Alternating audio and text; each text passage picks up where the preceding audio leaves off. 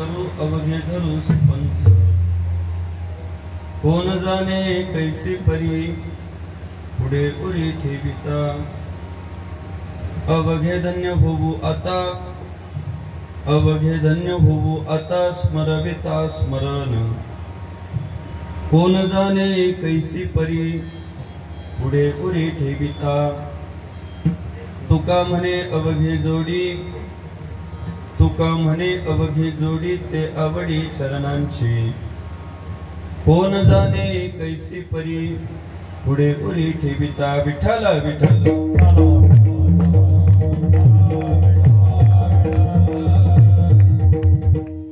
महायोग पीठेत ते भीमरथा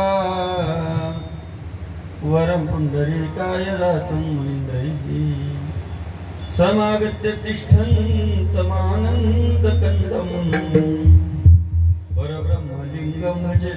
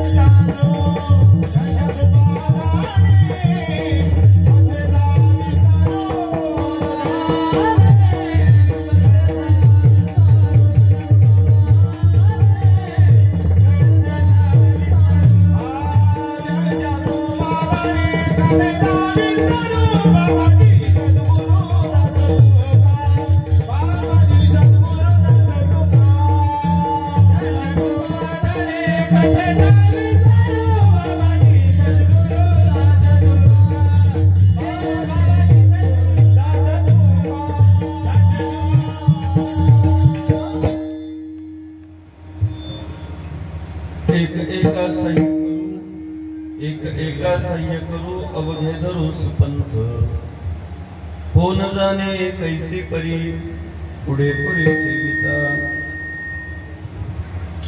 सोलापूर परिसरात होतो कीर्तन वर्ष स्वातंत्र्य कीर्तन होतं. जीव तोडून लोकांना सांगत होतो बाबांनो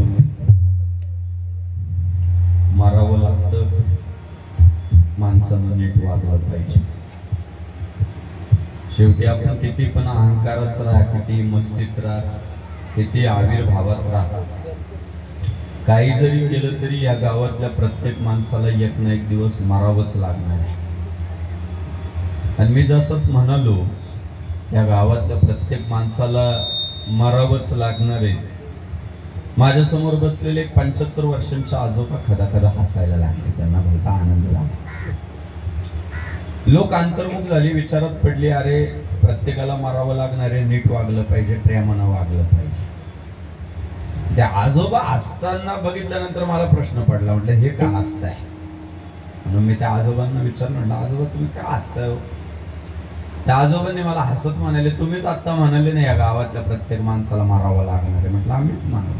ते म्हणाले त्यामुळेच मी हसतोय का.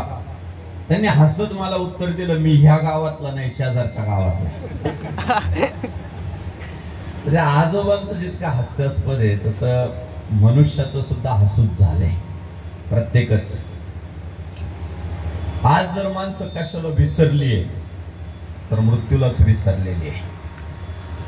आणि आमच्या किंवा आपल्या वारकरी संप्रदायाने सर्वात मोठं काम जर काय केलं या महाराष्ट्राच्या मातीत तर उन्मत्त झालेल्या माणसाला वेळोवेळी मृत्यूची आठवण करून दिली. तुम्ही पहा स्वर बंद करा. तुम्ही बघा एरवी तुम्हाला आम्हाला वाढदिवसाच्या शुभेच्छा देणारे भरपूर माणसं आहे. लग्नाच्या वाढदिवसाच्या शुभेच्छा देणारे भरपूर माणसं आहे. मुलगा झाला म्हणून पेढा मागणारे भरपूर माणसे, मुलगी झाली म्हणून बर्फी मागणारे भरपूर माणसे, घराची वास्तुशांती झाली म्हणून शुभेच्छा देणारे भरपूर माणसे, पण या जगाच्या पाठीवर तुला एक दिवस मरावं लागणारे हे सांगणारा फक्त वारकरी संप्रदाय.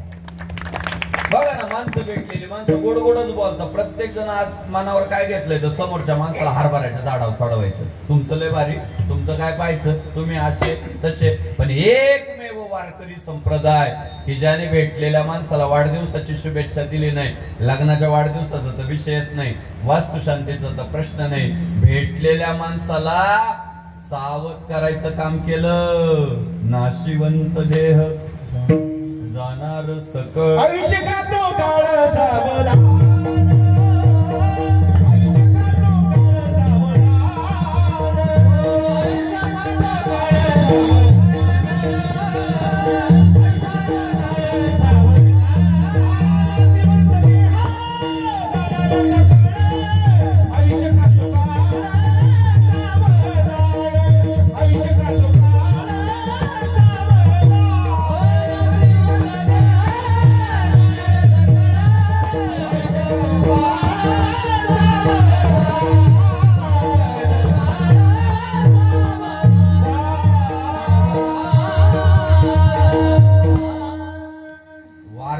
संतांनी मात्र माणसाला सावध करायचं काम केलं. नाशिवंत देह जाणार सकळ आणि आयुष्य खातो काळ सावधान. सावध करायचं काम केलं की बाबा तू मरायला लागलाय, म्हणून सगळ्या गोष्टींचा विसर पडला तरी चालेल, मृत्यूचा विसर पडता कामा नाही. आयुष्यातील अंतिम सत्य जर काय तर खऱ्या अर्थानं मृत्यू हेच अंतिम सत्य आहे.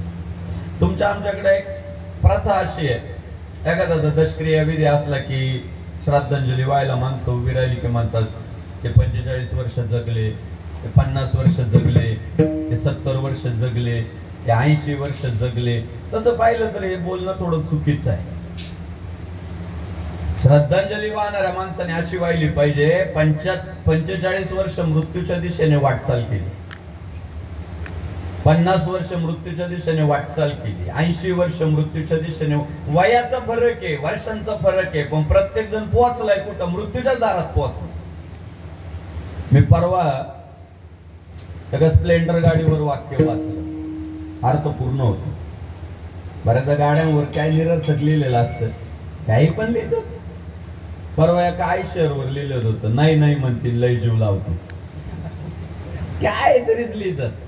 त्या स्प्लेंडर गाडीवर लय भारी लिहिलेलं होतं. त्याने असं लिहिलेलं होतं, शेवटी प्रत्येकाचा अंत आहे आणि म्हणून मी शांत आहे.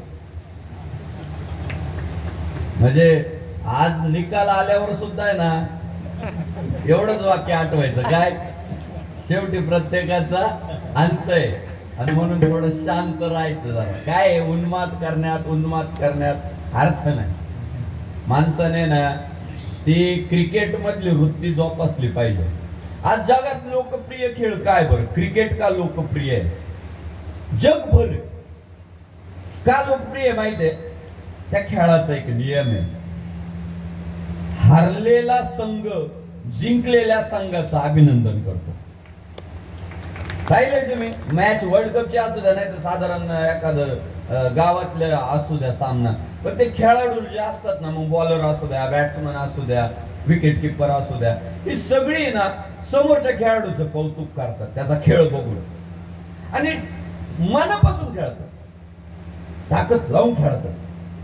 पण हरल्यावर आहे ना सगळे एका बाजूला उभे राहतात आणि जिंकलेल्या खेळाडूच्या हातात हात देतात. याला खिलाडू वृत्ती म्हणतात. नाही तर मी त्याचा बॅनर फाडील आणि मी त्याचा बॅनरला शेण फेकून मारील, हा सगळा गाढवपणा आहे.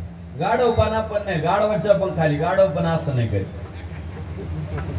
गाढवाच्या सुद्धा माग उभं राहिले लात नाही मारत.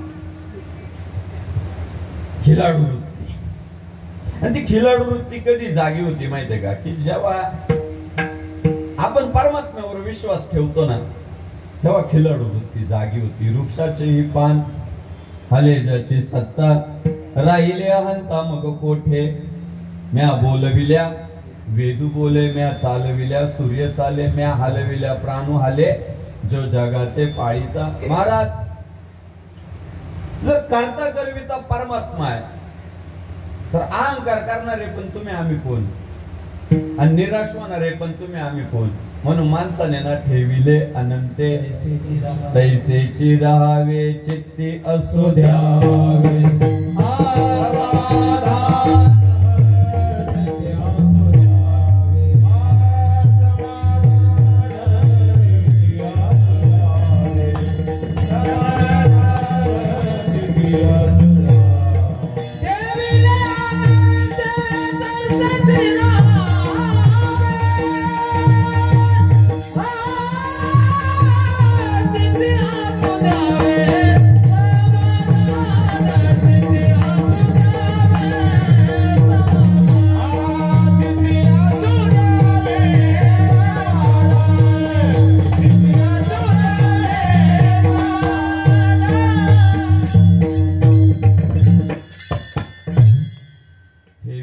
अनंते तैसेची राहावे, चित्ती असू द्यावे समाधान. हे संतांचे विचार काल खरे होते, आज खरे, उद्या पण खरेच हो. तुम्हाला आम्हाला वाटतं मी करतो काय, आपण करतो. अहो भले भले ना दारातीर्थी पडतात आणि शून्यातून उठून माणसं आहे ना विश्व निर्माण करतात. काय आपण आविर्भाव घेऊन बसतो तसं पाहिलं तर. आणि आपल्याला घाण सवय काय लागली माहितीये का, श्रेय स्वतःला घ्यायचं, दोष स्वतःला द्यायचा. माझ्यामुळं झालं, माझ्या बाबतीत असं झालं, त्याने मा अपमान केला, तो मला चुकीचा बोलला, त्याला मी बघून घेईल. अरे आपण एकमेकांना किती जरी आव्हानं दिले ना, शेवटी सगळ्यांचा बाप परमात्मा आहे. ज्या दिवशी मृत्यू होतो ना, तो एका अर्थानं माणसाचा अपमानच असतो. तो केवढा मोठा अपमान आहे की ज्या प्रॉपर्टीला आम्ही माझं म्हणत होतो, ज्या प्रतिष्ठेला आम्ही माझं म्हणत होतो, ती सोडून द्यावी लागते आणि निघावं लागतं. ही नियतीने मारलेली गालत असते. विठ्ठल विठ्ठल नियती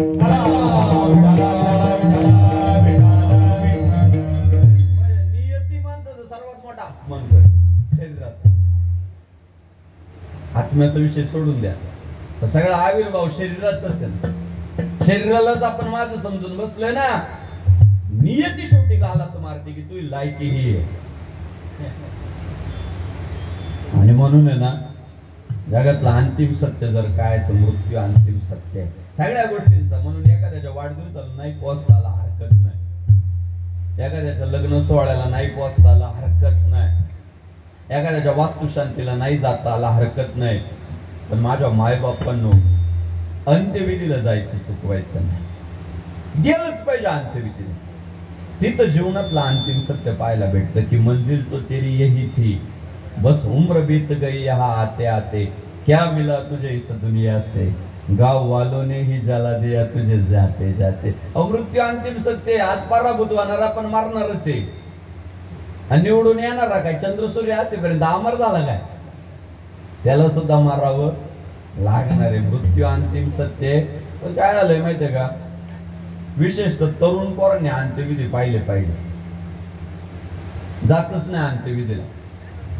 लग्नाला तरुण जोडपे, वाढदिवसाला तरुण जोडपे, गावातल्या एखादं मेलं का म्हातारी माणसं त्यातच वाटेल लावायला काढून. तरुण पोरांनी गेलं पाहिजे. कारण काय होतं, हार्मोनचा जोर राहतो तारुण्यात. नडला की तोडला, भाऊशी वाकडं, स्मशानात लाकडं, हा जो जोर आलेला असतो ना, ते अंत्यविधीच्या तिथं जळताना दिसले ना प्रेत, तो जोर कमी होतो. ज्याला स्मशान वैराग्य आपण म्हणतो. काही काळापुरतं का होईना पण ते येतं की अरे नाही बा, काल जो दादा होता तो आज मरतोय, काल जो भाई होता तो आज मरतोय. आणि अंत्यविधीचं ठिकाण पण आहे ना गावाच्या बाहेर आहे, लांब, गावात नाही. माझं मत असं आहे, पुढच्या काळामध्ये गावातलं आहे ना एखादं देऊळ कमी करा, पण अंत्यविधीचं ठिकाण चौकात आणा ना, जेणेकरून माणसांना नाही, तरुण पोरांना विशेषतः येता जाता प्रेत जळताना दिसली ना ती सावध होतील. आणि साधू संतांनी माणसांचं तिकडे लक्ष जायना मृत्यूकडे. आजा गेला, पंजा गेला, बाप मसना गेला, देखत देखत आजा मेला, पंजा मेला, बाप मसना गेला, देखत देखत राजू पंजू तोय गईला, देखत देखत राजू पंजू तोय गईला. आजा मेला, पंजा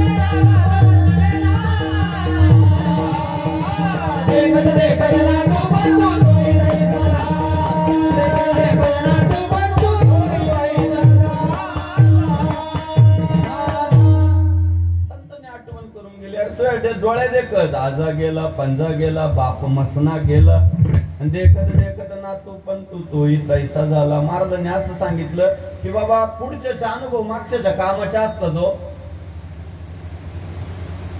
एक पाहता एकाची जहने सावध त्या गुन्हेगारे नवा. आपल्या डोळ्यात एकच जेव्हा आपण एखाद्याला जाळून येतो तेव्हा शिल्लक राहिलेली सावध झालं पाहिजे ना.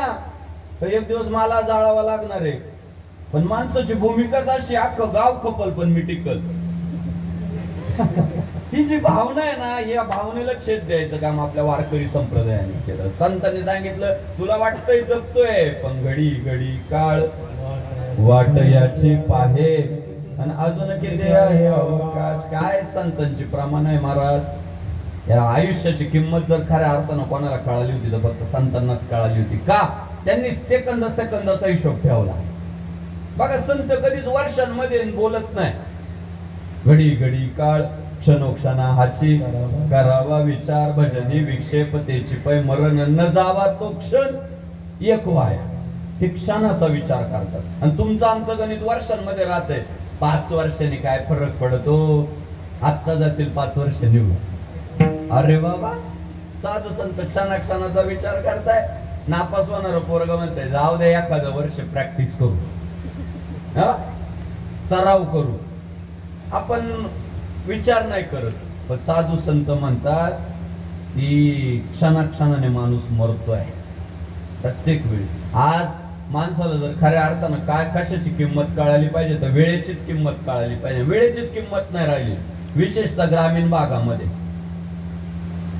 सकाळी गावातल्या एखाद्या पोराला विचारलं ना मग आज काय धावपळ, ते म्हणतं काहीच नाही, सांग की तू. त्याचं काही शेड्यूल नाहीये, स्वतःच वेळापत्रक नाहीये. तो पुढच्याला विचारतो तू सांग, तो म्हटला चाल चहा घेऊन येऊ. दिवसभर त्याच्या बरोबर चहावारी आणि भजे खाऊ घालतो म्हटलं तर कार्यकर्ताच त्याचा. म्हणजे तुम्ही बघा राजकारणात असतील, उद्योग व्यवसायात असतील, जी माणसं मोठी झाली ते तुम्हाला पैसे देतील पण वेळ नाही देणार. बघा अनेक मोठी माणसं वर्गणी देतील पण वेळ द्यायला कानकून करतात. का? त्यांना त्यांच्या वेळेची किंमत कळाली. एकदा जर आयुष्यातून वेळ सटकून गेली काय हो मग परत काय अर्थ राहतो मला सांगा. आणि त्यामुळं आपल्या वारकरी संतांनी वारंवार वारंवार वारंवार देह जाईल जाईल देह जाईल जाईल या देहा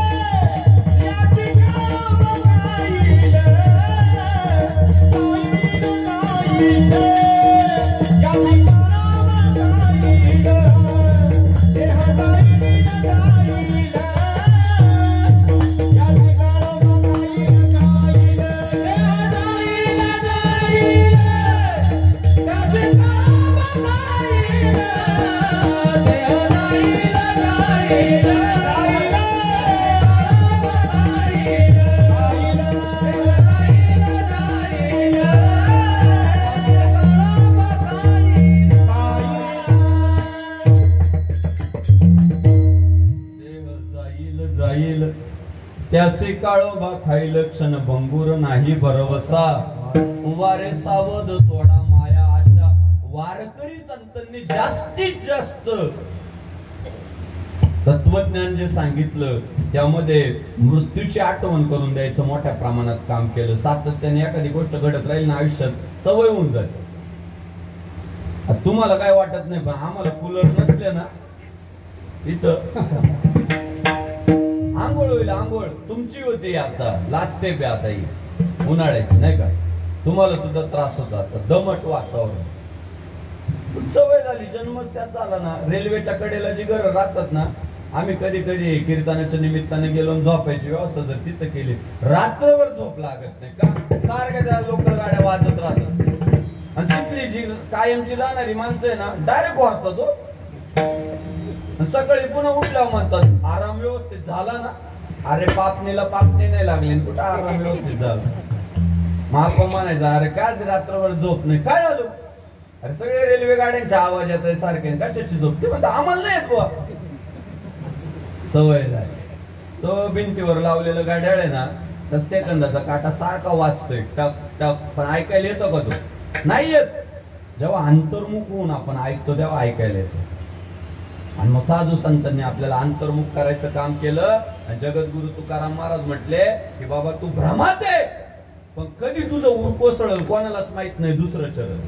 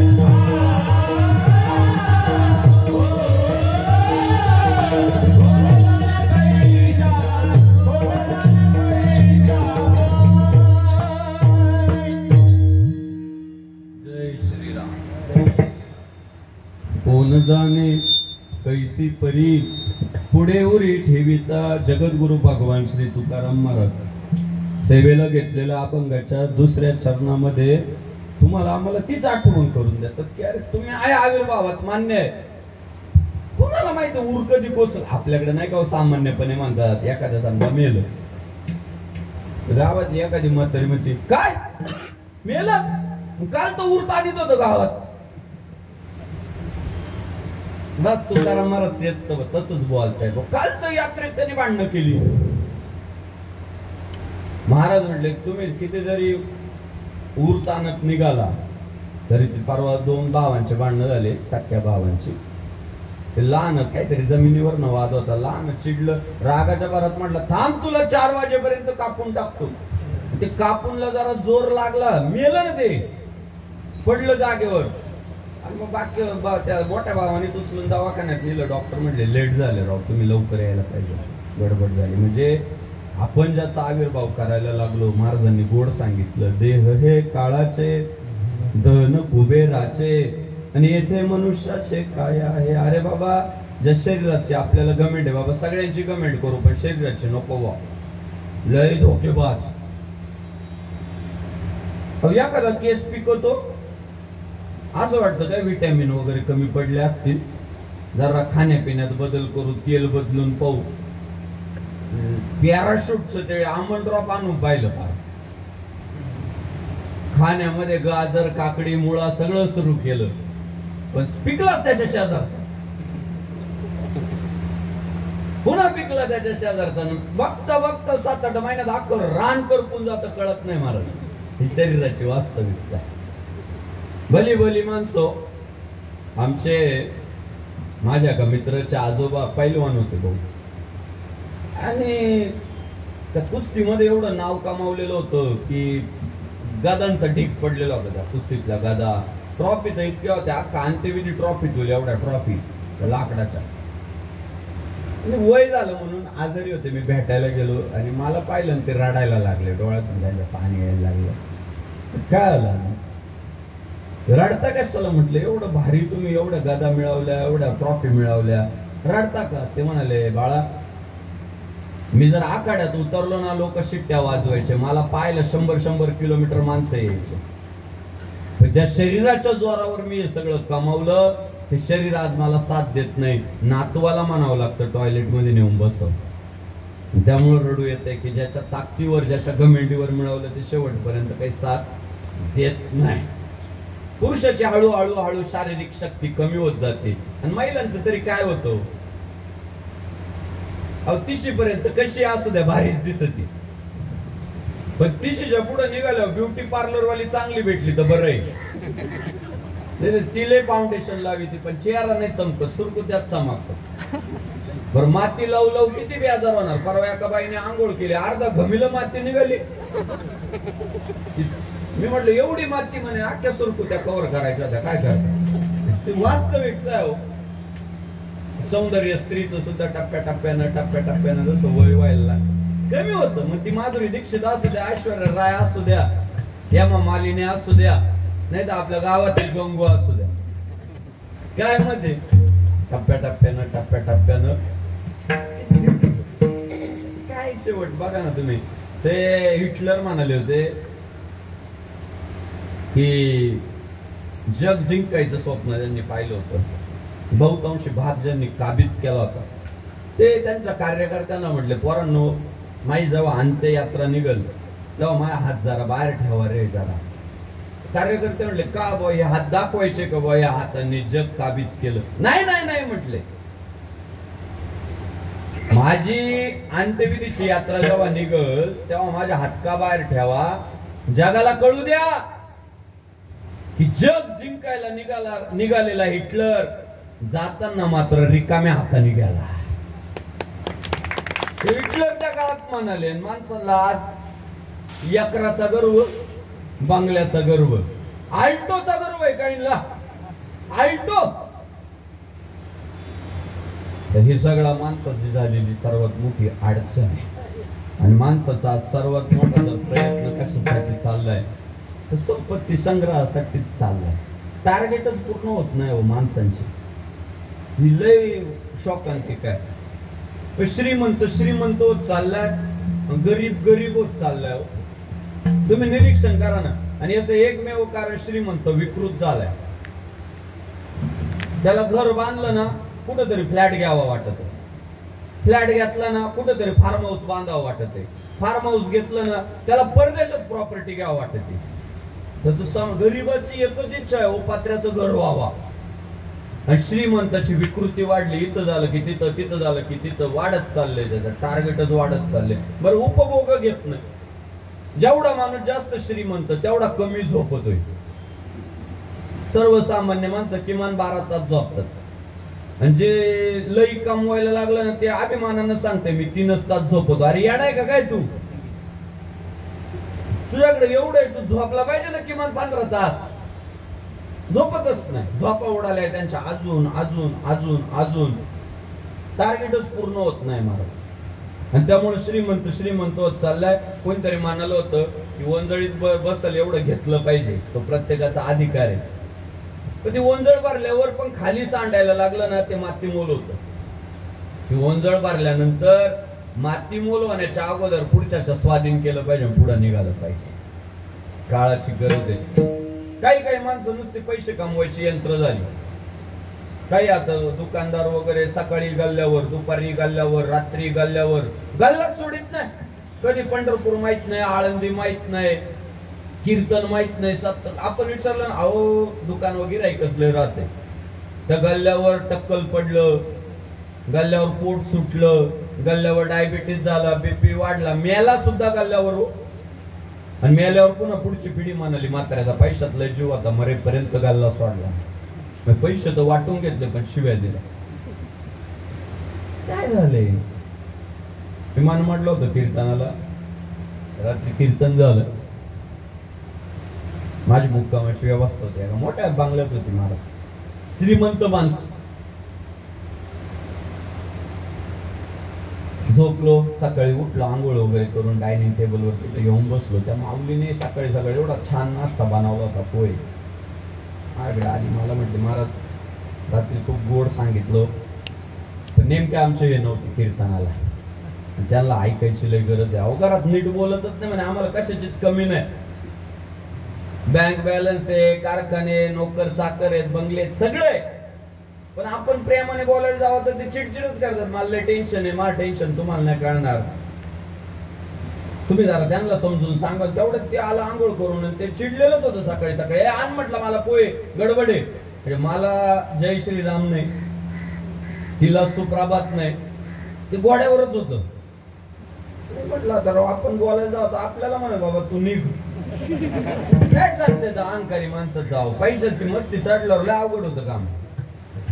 म्हटलं जरा वेगळ्या मार्गाने सुरू. म्हटलं अरे बापरे, एवढ्या कमी वयात एवढी प्रगती, आश्चर्य वाटलं. वय तर काहीच नाही म्हटलं भाऊ तुमचं. अहो तुमच्यासारखे कर्तृत्ववान पोरं जर या देशात जन्माला आली तर देश कधीच महासत्ता झाला असता.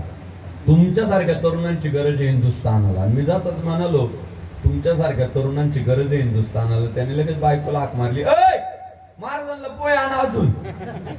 दादा जरा खुश झालंय म्हणलं, म्हटलं पोहे राहू द्या, पण एवढं सगळं चांगलंय, देवाने एवढं दिलंय तुम्हाला.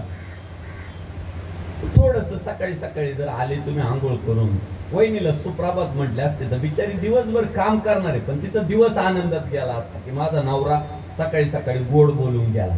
काय फरक पडेल तिच्याशी गोड बोललं तर. मला वाटलं महाराज तुमचं लग्न झालंय का, तुम्हाला संसारातला अनुभव थोडा कमी दिसतो. अहो म्हटलं महाराज हा सगळा पसारा वाढला ना एवढा, हे माझं वागणंच कारणीभूत आहे त्याला. मी काही टेन्शन मध्ये नसतो, चिडलेला नसतो, रागावलेला नसतो, पण मला तिच्या सोबत असंच वागावं लागतंय. तिला कायम असं दाखवावं लागतं मी टेन्शन मध्ये का. अहो एकाच दिवशी थोडं गोड बोललं ना तिच्या सोबत, ती लगेच म्हणते दागिना करा, मोबाईलचा बॅलन्स संपलाय रिचार्ज करा, डिस्प्ले फुटलाय बदलून आणा. त्यामुळे मी तिला कळूनच देत नाही माझा मूड चांगलाय.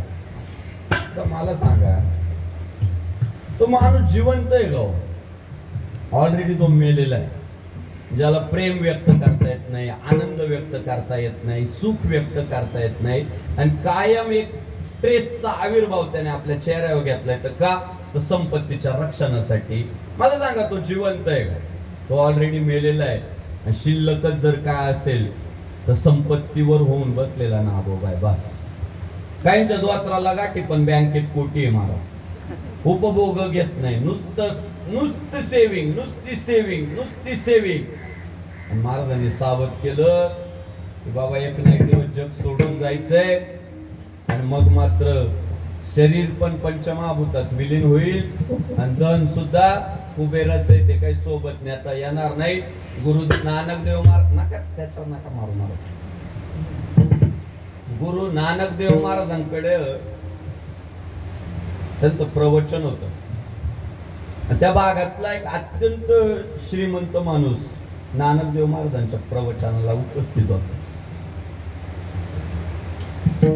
नानकदेव महाराजांचं प्रवचन ऐकलं आणि तो इतका प्रभावित झाला श्रीमंत.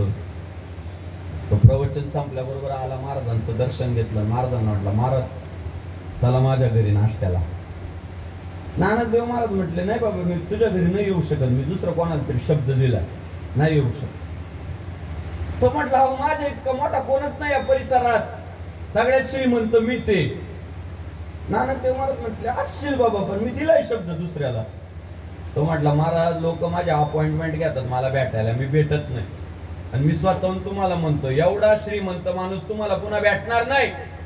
नानकदेव महाराज म्हटले, घरी येत नाही तुझ्या असं म्हणणारा फकीर पण तुला पुन्हा भेटणार नाही. नाही येत म्हटले तुझ्या घरी. त्याला इतका राग आला, म्हटला, महाराज तुम्ही मला ओळखलंच नाही, क्षणार्धात त्याचं नव्हतं करून टाकतो मी. श्रीमंतांना लय मस्ती हो. त्या अगरवालच्या पोरानं राव 2 जीव मारले पुण्यात तरुण. आणि त्याच्या बापाला वाटत पैशाच्या जोरावर पोराला सोडून आणावं, आजाला वाटत पैशाच्या जोरावर पोराला सोडून आणावं, बायको त्याच्या आईला वाटत पैशाच्या जोरावर सोडून आणावं. किती मोठी विकृती होईल. आज कुठे त्याचा पैसा कामाला येतोय. सगळे आतमध्ये टाकले. त्याला त्यांनी 12 तास काय पैशाचा जोर दाखवायचा दाखवला. पण शेवटी आज सगळे जेलमध्ये तुरुंगात आहे. महाराज विकृत झाले लोक. सगळ्याच गोष्टी पैशाच्या जोरावर नाही होत.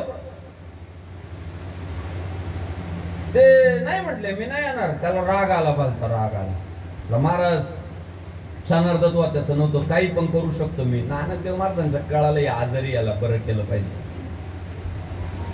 नानकदेव महाराज म्हटले, एवढे श्रीमंत तुम्ही म्हणे. हा. नानकदेव महाराजांनी आता खिशात हात घातला आणि एक सुई काढली, ती सुई त्याला दिली. म्हणाले, शेठजी तुमची किती मोठी संपत्ती मला माहित नाही, पण आज ही सुई पण तुमच्या संपत्तीचा एक भाग झाली. मी दान देतो तुम्हाला, गरीब माणूस जास्त नाही देऊ शकत, पण ही सुई तुम्हाला देतो. फक्त एवढीच विनंती, मेल्यावर सोबत घेऊन जा. गोरख महाराज ते श्रीमंत होतं, पण मेंदू गुडघ्यात होता. ते म्हटलं, बर द्या. घरी गेलं, सगळे पंडित लोक बोलून घेतले, कामगार वर्ग. म्हटलंय ते एक मला साधू भेटले, ते म्हणाला सुई मेल्यावर सोबत घेऊन जायची, चला लागा कामाला, ते आपल्याला प्रोजेक्ट पूर्ण करायचं. सगळ्या विद्वानांनी माना खाली घातल्यावर ते म्हणाले, डोक्यावरचा केस सोबत नेता येत नाही, तुम्ही सुई कुठे घेऊन निघाले. म्हटले, इंडियात सोय नसेल तर परदेशातून एखादी कंपनी बोलवा. अहो म्हटले, जगाच्या पाठीवर कुठं अशी सोय नाही, काही सोबत घेता. म्हणजे रावण एवढा श्रीमंत होता, तू काय तुका म्हणे ज्याची संगते कवडी गेले.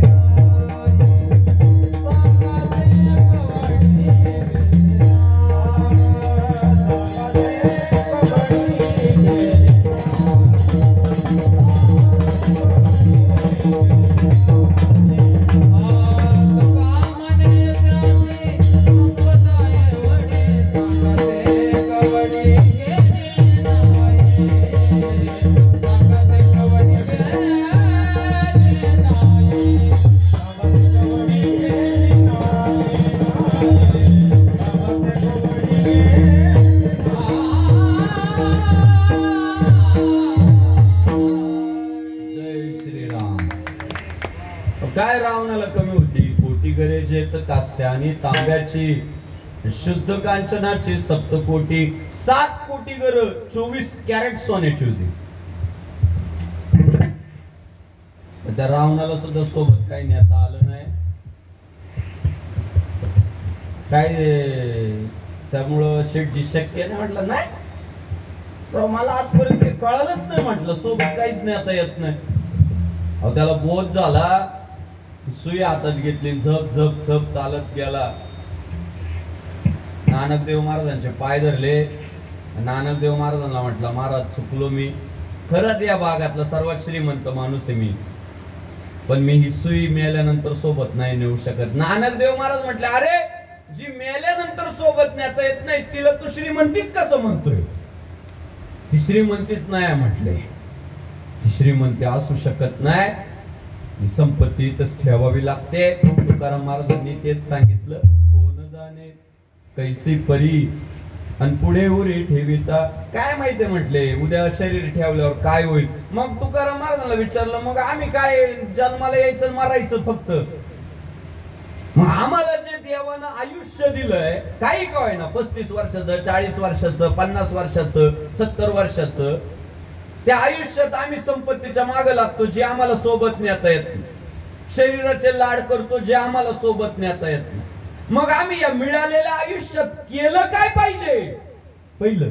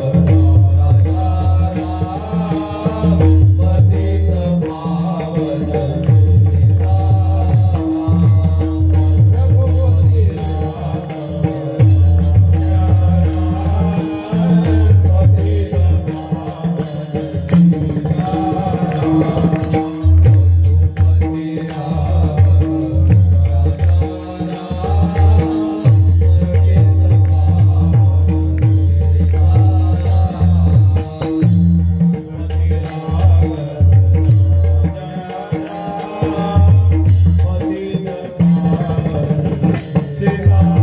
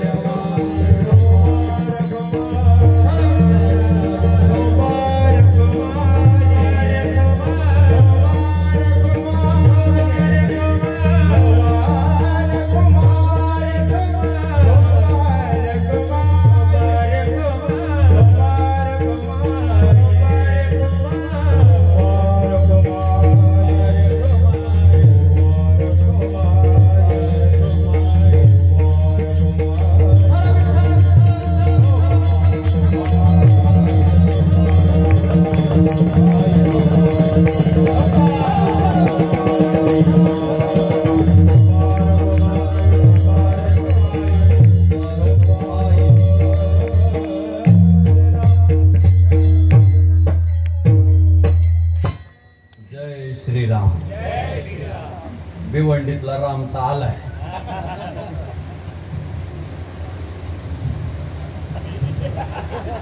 आलाय. पडझड भरपूर झाली. भिवंडीतला आलाय.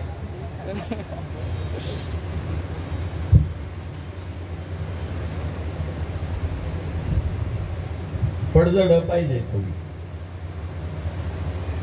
जागेवर राहतो माणूस. हा, जमिनीवर राहतो.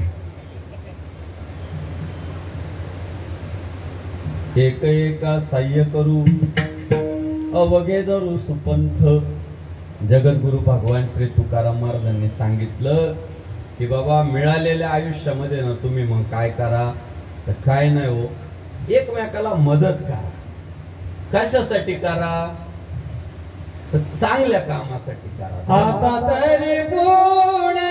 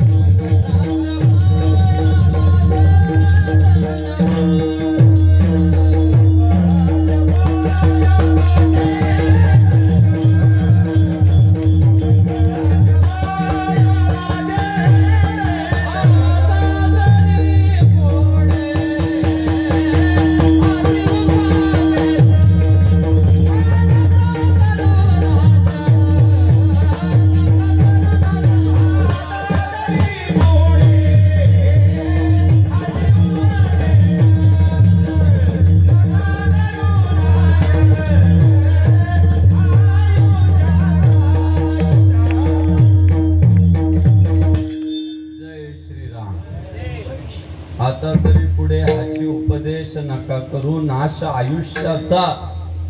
तर मिळालेल्या आयुष्यात तुम्ही काय करा. तुम्ही आम्ही खेळीमेळी गदारोळी आनंदे एकट्या दुकट्याचं काम आहे गाव. धर्म टिकवणं, संस्कृती टिकवणं, परंपरा टिकवणं नाही हो. सगळ्यांनी मनावर घ्यावंच लागतं. गाव करीन ते राव नाही करू शकत. जे गाव करू शकतं ते राव करू शकत नाही. आणि आपल्या हिंदू धर्मियांमध्ये सर्वात मोठी अडचण जर काय तर एकजुटीचा अभाव आहे. लय अभाव, एकजुटीचा लय अभाव. आता मी तुम्हाला सांगतो, बसलेल्यांपैकी ना 100% मी तुम्हाला खात्रीने सांगतो प्रत्येकाने मतदान केलेलंच नसेल.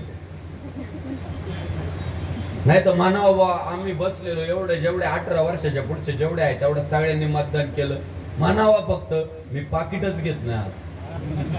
फक्त शाही दाखवा मला. माझी शाही अजून आहे केलंय. आता काही नाही केलं पण असे कितीतरी नवी त्यांच्या बोटाला शाहीच नाही. आणि काय म्हटले माहितीये का, मा एकट्याने काय होणार आहे. तुमच्या एकट्याने काय होणार आहे ना ते रिझल्ट पहा. आता कीर्तन संपल्यावर बघा रिझल्ट. अरे तुमच्याने लय काय होणार आहे हो. पण धर्माभिमान, देशाभिमान आणि देवाचा अभिमान कुठेतरी आपल्या लोकांमध्ये कमीच आहे. तुम्ही काही म्हणा. परदर मी असे झाडून पुसून मतदानाला होते. मला आश्चर्य वाटत होतं. रांगाच्या रांग परदर मी यांच्या. आणि आपले पोर घरोघरी जात होते. हो चला ना, अहो चला ना राव, चला ना राव. काय आपल्या लोकांना अडचण काय मला तेच कळत नाही. फार हातातून जेव्हा विषय निष्ठून जातो ना मग म्हणतात आता संघर्ष करू, आता युद्ध करू. त्याच्यामुळे देशाचं लय वाटोळ झाला आजपर्यंत. काय या देशात माणसांना बुद्धी नव्हती, ताकद नव्हती, असा काहीच प्रॉब्लेम नव्हता. पण हा देश पारतंत्र्यात गेला ना, मुघलांच्या ताब्यात गेला, इंग्रजांच्या ताब्यात गेला, डचांच्या गेला, पोर्तुगीजांच्या गेला. एकमेव कारण इथल्या लोकांमध्ये एकजूट नाही झाली. आपल्या आपल्यातल्या फुटीचा फायदा नेहमी शत्रूनेच घेतलेला आहे. हमें तो अपनों ने लूटा, गैरों में का दम था, हमारी कश्ती डुबी वा जहा पाणी कम था. तुमचा आमचा घात जर कोणी केला तर आपल्याच लोकांनी. तुम्ही बघा, महाराजाला नाव गावातले दारुडे नाही ठेवत, दुसरे महाराज ठेवित. हा, दारुड्यांना काही घेणं देणंच नाही, त्यांना माहितच नाही काय चाललंय यांचं. चांगलीच माणसं चांगल्या माणसाचे पाय वाढतात. तुम्ही बघा, निरीक्षण करा. हे खरं आहे का बोलतोय का मी खोटं बोलतोय सांगा. सरपंचाचा विरोधक कोण आहे? पडलेला, पुढच्या पार्टीचा पडलेला, तो चांगलाच आहे ना, पण विरोध आहे. त्या विरोधाने ना विकास थांबलाय. साधू संतांनी जर काय केलं ना, या मातीतला वैष्णव एकत्र आणायचं काम केलं. जयाने घातली मुक्तीची गवांनी, मिळविली भाने.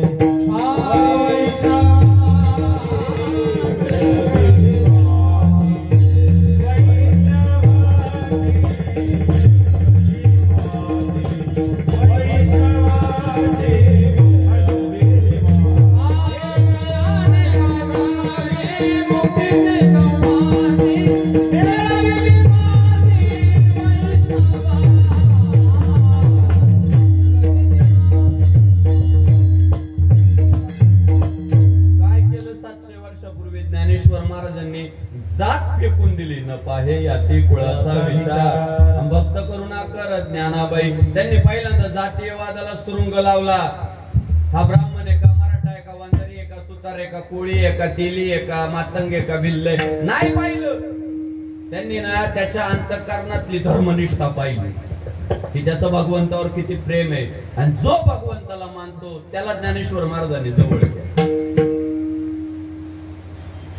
सगळ्यांना जवळ केलं. यारे यारे लहान थोर यादी बलती, नारी नर करावा विचार न लगे चिंता कवनासी. तुम्ही आम्ही जातीपातीत भांडत राहतो आणि त्याचा फायदा शत्रूलाच होतो नेहमी. पुढच्या काळामध्ये जातीय वाद विसरून समाज हिंदू या धर्माच्या छायेखाली एकत्र आला पाहिजे. तुम्हाला आम्हाला विचारलं तुमची जात कुठली आहे, तर माणसाने सांगितलं पाहिजे आम्ही फक्त हिंदू आहे बा. तुम्ही बघा, मुस्लिम धर्मात पण जाती आहे, पण ते जात नाही सांगत, धर्म सांगतात. आम्ही मुस्लिम आहे मानतो, त्यांच्यातही जाती सिया सुन्नी जाती माहिती ना, पण ते जात नाही सांगत, कधी माहिती सुद्धा नाही त्यांच्या जाती, ते धर्म सांगतात. आणि आपली लोक आम्ही मराठा आहे, आम्ही कोळी आहे, आम्ही वांजरी आहे, आम्ही सुतार आहे, आम्ही कुंभार आहे. हा प्रॉब्लेम आहे आपल्याला. आणि ज्ञानोबा तुकोबांनी जर काय शिकवलं तुम्हाला आम्हाला, तुका म्हणे नाही जाती सवे काम, ज्याचे मुखे नाम तुझे धन्य. अरे जातीशी कर्तव्य नाही, त्याची धर्मनिष्ठा बघा, त्याचं भगवत प्रेम बघा, आणि भगवत भक्तांची मांदियाळी एकत्र करण्याचं व्रत वारकरी संप्रदायाने घेतलं. तुम्ही बघा, घर पुढं ज्या घरामध्ये भावाभावांची एकी, ते घर आज प्रगती पथावर आहे. गावात कुणी फॉर्म भरू द्या, पहिले पाया पडायला तिथं जातात का, एक गट्टा मतदान आहे त्या घरात. आणि जे जे भावाभावांमध्ये एकी नाही, ज्या घरात सासू सुनांची एकी नाही, ते घर अडचणीत आहे. सुनाचं जाऊ द्या, पण सासूनी तर जुळवूनच घेतलं पाहिजे बा सुनाशी थोडस. का तुम्हाला सांगू का, पिकलेलं पान आधी गाळणार आहे. आणि तुम्ही गावाला पाहुण्या रावळ्याला किती जीव लावला ना, तुमचा शेवट सुनबाई करणार आहे, कधीच विसरू नका. तुम्ही एकदा बाकी पाहुण्याला लय जीव लावता, तो पाहुण्या रावळ्याला विचारलं नानी कशी, नानी अख्ख्या पाहुण्या रावळ्यांचं नाके म्हणतात नानी. गावातल्या मैत्रिणीला विचारलं नानी कशी, नानी मीराबाईचे जनाबाईचे, लय भारी स्वभाव नानीचा. सुनबाईला विचारलं ना नानी कशी, सुनबाई डायरेक्ट सांगते नानी गेल्याशिवाय घर पुढे नाही जाणार महाराज. आता प्रॉब्लेम का, नानी पाहुण्या रावळ्यांना चांगली, गावातल्या मैत्रिणींना चांगली, सुनालाच का वाईट आहे बुवा. नानीचं इतरांसोबतचं वागणं वेगळं आहे, सुनबाई सोबतचं वागणं वेगळं आहे. पण नानीला माझं सांगणं आहे, नानी शेवटी तुझा शेवट आहे ना, तुझ्या पाहुण्या रावळ्या पण नाही करणार आणि गावातल्या मैत्रिणी एक करणार, सुनबाईच करणार. खरंय का खोटे? सुनबाईच कारण तुम्हाला वाटतं तिच्यात आणि माझ्यात काय फरक आहे? अहो लय फरक आहे. तुम्हाला काळी आमटी बनवता येते, तांदळाची भाकरी बनवता येते, तिला येत नाही का? तिला पण येते तांदळाची भाकरी, पण ती युट्यूब वर पाहून पनीर बटर मसाला शिकली. तुम्हाला येतो का? जनरेशन गॅप आहे बरं. पुढची पिढी ऍडव्हान्स आहे आणि त्यामुळे त्यांच्याशी जुळवून घ्या. या ज्या तुमच्या पाहुण्या रावड्या आहे ना, तुम्ही आजारी पडल्यावर फक्त 5 वाला पार्ले घेऊन येणार आहे. लय जीव असेल तर नारळ पाणी एक, संपला विषय, निघून जातील. पण खांद्याला धरून टॉयलेट मध्ये नेऊन बसवणारी सुनबाई असणार आहे. पण जेव्हा ती म्हातारपणात खांदे धरील ना टॉयलेट मध्ये नेऊन बसवायला, तिला सगळा भूतकाळ आठवल. आता आजारी पडली म्हणून गोगलगाय झाली, अंगात रग होती तेव्हा काय जोर होता, माझ्या नवऱ्याला माझ्याबद्दल काय काय सांगितलं, माझी माहेरची परिस्थिती नाजूक होती तर त्यांना भिकारडे म्हणायची. ते सगळं आठवलं की हळूहळू नाही नेत नानीला टॉयलेट मध्ये, फरफटीतच नाही ती. आणि तुमच्या आमच्या जर का माणूस असला ते बघायला का आपण म्हणतो या घरात म्हातारी वले अन्याय होते. म्हातारी अन्याय नाही होते, म्हातारीचा भूतकाळ लय वाईट आहे. केले कर्म झाले शेची भोगाले मेले ऐसे किती. आणि म्हणून घरात एकजूट करणं ही पुढं काळाची गरज आहे.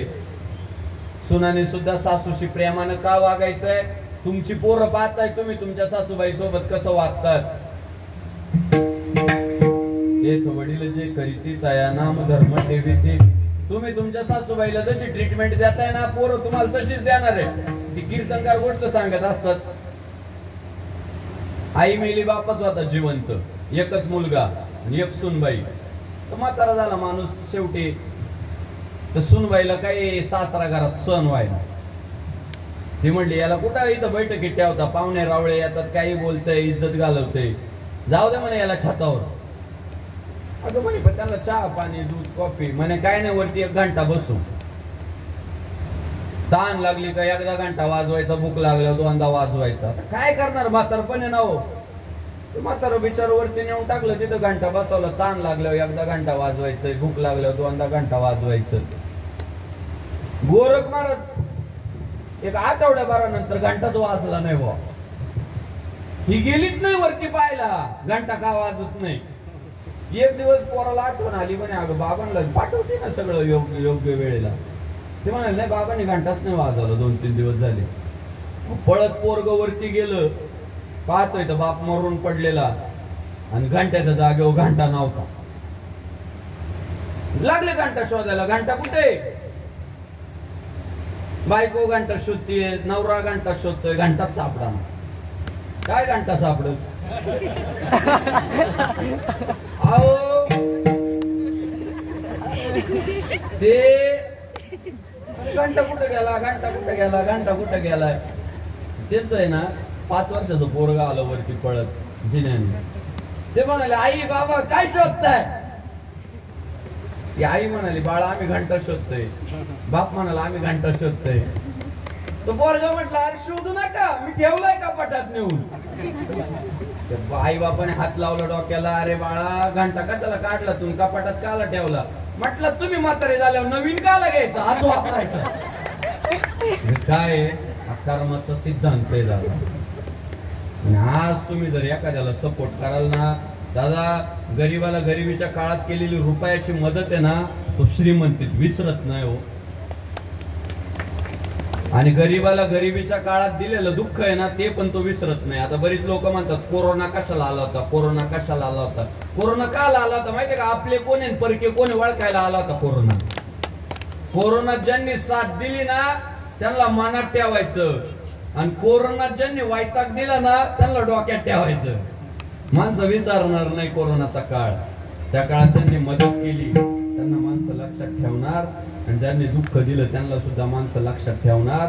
जगद्गुरु तुकाराम महाराज म्हणतात की बाबांनो आपण एकमेकांना सहकार्य करू, आणि सहकार्य करून काय अवघे धरू सुपंत चांगला मार्ग जोडून या धन उत्तम व्यवहारे आणि उदास विचारे वेच करी. चांगल्या मार्गाने नाही तर 2-4 पोरं एकत्रित आले, गावातली टपरी फोडली, काय केलं? गुटखा चोरला. एकत्रित येऊन काहीतरी विधायक झालं पाहिजे. 400 वर्षापूर्वी पोरं एकत्र आले. 65 किलोची तलवार वागवतो त्याचं नाव यासाजी. 2000 शत्रूंशी एकटा झुंजतो त्याचं नाव बाजी. हात तुटला तरी शत्रूशी झुंजत राहतो त्याचं नाव तानाजी. शत्रूच्या छावणीत घुसतो, छावणीचा मुकुट तोडून आणतो त्याचं नाव धानाजी. धान्या वाघाला सामोरे जातो त्याला उभा फाडतो त्यांचं नाव धर्मवीर संभाजी. आणि या सगळ्या पोरांना एकत्र करतो, हिंदवी स्वराज्याचं स्वप्न साकारतो त्यांचं नाव छत्रपती शिवाजी. 400 वर्षापूर्वी तरुण एकत्रित आले, भगवाच फडकवून दाखवला महाराज. त्यांनी काय केलं, हिंदवी स्वराज्याचं उभं करून दाखवलं. मग एकत्रित येऊन असं काहीतरी विधायक काम झालं पाहिजे. गावातली पोरं एकत्रित आली, शिवजयंती साजरी केली. गावातली पोरं एकत्रित आली, संभाजी महाराजांचा बलिदान दिन साजरा केला. गावातली पोरं एकत्रित आली, दर आठवड्याला एकत्रित येऊन हनुमान चालीसा सुरू केला. असं काहीतरी विधायक ऐकायला येऊ देव. गावातली पोरं आली, डीजे पुढे नाचली. काय झालं, गेली निघून. काय घडलं काय त्यात. महाराजांची इच्छा आहे की आपण सगळे आपल्या जो भगवंत, महाराजांनी किती त्रास सहन केला महाराज. देह जावो अथवा राहो पांडुरंगी दृढभाव. त्यांनी मात्र त्यांची धर्मनिष्ठा सोडली नाही. त्यांनी मात्र पांडुरंगाशी प्रामाणिक राहिले आणि प्रार्थना करत राहिले. सदा नाम घोष करू हरी कथा तेने सदा चित्त समाधान. जगद्गुरु तुकाराम महाराज म्हणतात, तुम्ही आम्ही सुद्धा एकत्रित येऊन चांगला मार्ग पत्करू. आणि तो चांगला मार्ग म्हणजे भगवंताचे चरण हे शेवटचं चरण. तुका म्हणे अवघी जोडे,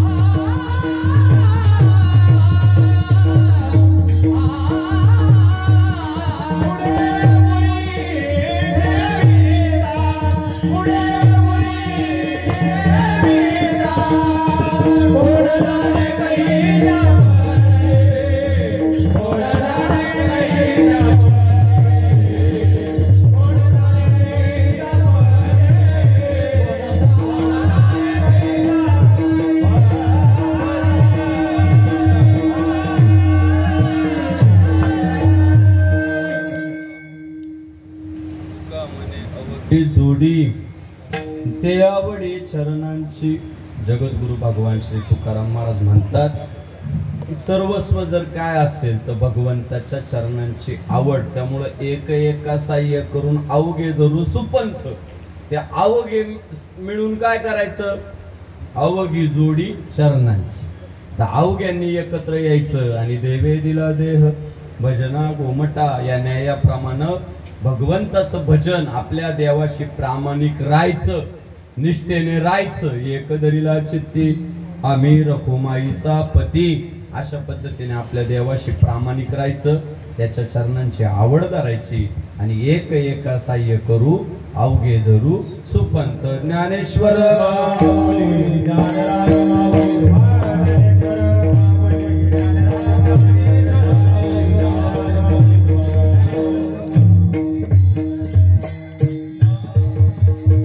कैलासवासी मंगलदादा भुमने त्यांच्या प्रथम पुण्यस्मरणाच्या निमित्तानं त्यांच्या मुलाबाळांनी आयोजित केलेला आजचा हा सोहळा, कीर्तन सेवा, महाप्रसाद आणि या निमित्तानं आज कीर्तन साथीसाठी उपस्थित असणारे हरिभक्तीपरायण वारकरी संप्रदायाचं वैभव, भजन सम्राट आमचे गोरखजी महाराज गतीर इगतपुरीकर, भजन सम्राट हरिभक्तीपरायण रोहिदास महाराज धोन्नर अकोलेकर व अत्यंत मधुर अशी पाखावट साथ करणारे मृदंग सम्राट भिवंडी परिसराचं वारकरी संप्रदायाचं वैभव, मृदंग सम्राट आमचे तेजसजी महाराज मडवी अत्यंत चांगल्या प्रकारची मृदंग साथ करता आणि स्वतः छान वाजवत असताना अनेक विद्यार्थी सुद्धा त्यांनी परिसरामध्ये तयार केले. त्यांच्यामुळं अनेक लहान लहान मुलं सुद्धा छानपैकी पाखावज आता साथ करायला लागली. असं कला क्षेत्राचं वैभव ही सगळी तीनही मान्यवर मंडळी, विनेकरी महाराज, परिसरातील टाळकरी मंडळी, गावचे सरपंच, उपसरपंच, विरोधी पक्ष नेते, सगळ्यांचे धन्यवाद. भुमने परिवारात अत्यंत मोठी पोकळी निर्माण झाली. 1 वर्षापूर्वी आपले मंगलदादा आपल्याला सोडून गेले. माझा एक विचार आहे, तुम्ही आम्ही जर देवावर विश्वास ठेवणारी माणसंच आहे, की देवाच्याच सत्तेने सगळं होतं, माझं मत आहे की दुःखी होण्यात पण अर्थ नाही आणि उन्मत्त होण्यात पण अर्थ नाही. मी जे मध्यंतरी जे प्रमाण सांगितलं, ठेविले अनंते तैसेची राहावे, भगवंताची इच्छा आले देवाजीच्या मनात ते कोणाचे चाले ना. या न्यायाप्रमाणे देवाच्या प्रत्येक निर्णयावर विश्वास ठेवला पाहिजे. परवा पुण्यश्लोक अहिल्यादेवी होळकरांची जयंती होती, आता 2-4 दिवस झाले.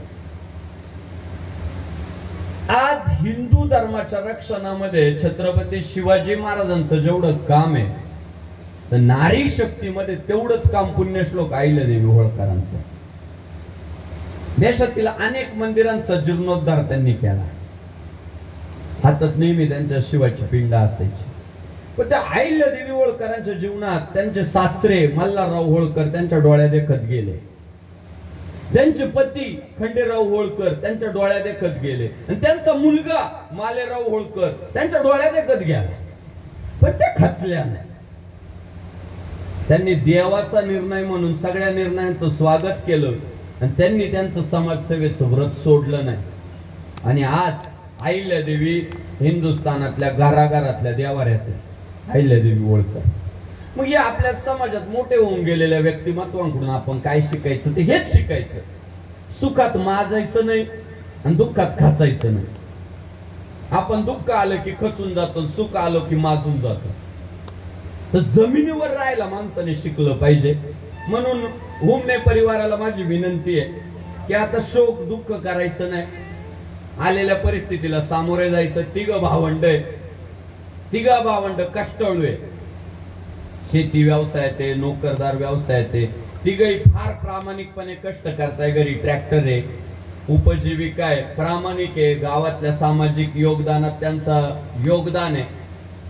तर सामाजिक बांधिलकी जोपासणारी पोर आहे. आता त्यांच्या पोरांच्या चुलत्यांच्या घरी पण मी चहा पाणी घेतला. ते घर सुद्धा अत्यंत सात्विक आहे, प्रेमळ आहे, वारकरी घराणे. अशा पद्धतीने उमने परिवारानं पुढची वाटचाल करत राहावी.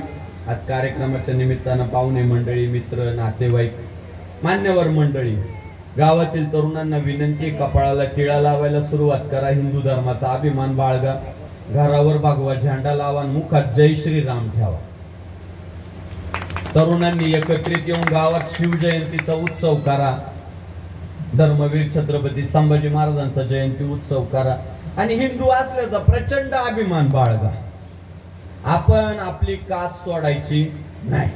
आपण आपली वाटचाल पुढं पुढं पुढं पुढं घेऊन चालत राहायची. याल तर तुमच्या सोबत आणि न याल तर तुमच्या शिवाय, पण सगळ्यांना सोबत घेऊन चालत आपली वृत्ती ठेवावी, वाटचाल करीत राहावी. सरळ आंबेगाव आपल्या हरिभक्ती पारायण जगन्नाथ महाराज पाटील यांच्यामुळे महाराष्ट्रभर पोहोचलंय. आज महाराष्ट्रभर सरळ आंब्याला काय काय तर सरळ आंब्याला जगन्नाथ महाराज पाटलांचा आश्रम आहे. बरोबर आहे. मी मागाशी कोणाला तरी विचारलं मी, जगन्नाथ महाराज पाटलांचा इथं आश्रम आहे काहीतरी. तर ते सुद्धा परिसरामध्ये धर्माची वाढ करताय, भक्तीची वाढ करताय. तर आपलं सरळ आंबेगाव एकंदरीत धर्मनिष्ठ आहे. परे गणेश भाऊ कुठे आहे अधिकारी? हा, आमचे गणेशराव अधिकारी वेळोवेळी माझ्या संपर्कात होते. पत्रिका पाठवली, लोकेशन पाठवलं, मला आठवण करून दिली. त्याबद्दल गणेश महाराज अधिकारी पुरुष एक. तर गणेश महाराज अधिकारींचे मनापासून धन्यवाद व्यक्त करतो. सगळ्यांना माझी विनंती, गोरख महाराज साऊंड किती टाकावं असू द्या, पण माईकच्या जवळ जाऊन म्हणायचं नाही, लांब म्हणा. का तुम्हाला सांगतो, ते आपलं प्रवीण महाराज लोळे, त्याचा सुद्धा त्रास झाला बरं का, गेला आवाजच निघा ना, फक्त माईक खराब होता. काय फरक पडत नाही. आपल्याला 2 तास सेवा करायची, आपण हे जे करतोय ना माईकच्या इथं जाऊन बोलायचं, ते आपल्याला माझ्या वाटेत फीडबॅक येतोय, पण आवाज अख्खा खातोय माईक. माईक पासून किमान अर्धा फूट अंतरावरनं बोलायचं. काय बरं आता ऐकायला आलं की नाही आलं? तुम्हाला आलं ना? तर तुम्ही माझा सल्ला ऐका. मी तुमच्या दोघांकडे पाहत होतो, क्वालिटी मिळावा म्हणून तुम्ही आरोग्य खराब करता. खरं सांगतो, अजिबात आरोग्य खराब नाही करायचं. काही फरक पडत नाही. पुढच्या वेळी सुधारणा करतील लोक. पण टाकाऊ माईकवर जवळ जाऊन बाबा चुकीचं आहे ते लय चुकीचं आपलं यांना त्रास झाला प्रवीण लोळे नानांना झाला पूर्वी जगन्नाथ अण्णांना तर कॅन्सरच झाला डायरेक्ट पायगुडे महाराज आहे आपले त्यांना मध्यंतरी त्रास झाला त्यामुळं नका माईकच्या जवळ जाऊन नका ती रिस्कच घेऊन एक तर सोन्यासारखे आवाज येऊ एवढे मधुर आवाज आहे तुमचे ते जपा लोकांनी सुद्धा सहकार्य केलं पाहिजे कधी कधी सांभाळून घेतलं पाहिजे बा जाऊ द्या चला होऊन जात त्रुटी कुठे आहे त्याचा शोध घेतला पाहिजे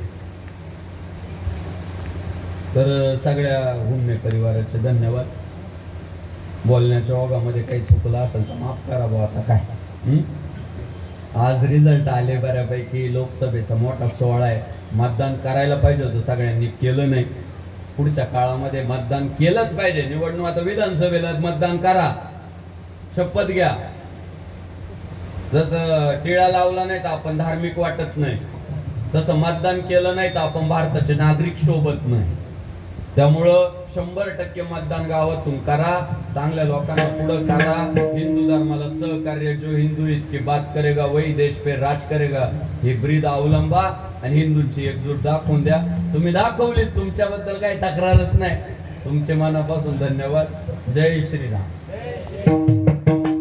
विठ्ठल जय जय विठ्ठल जय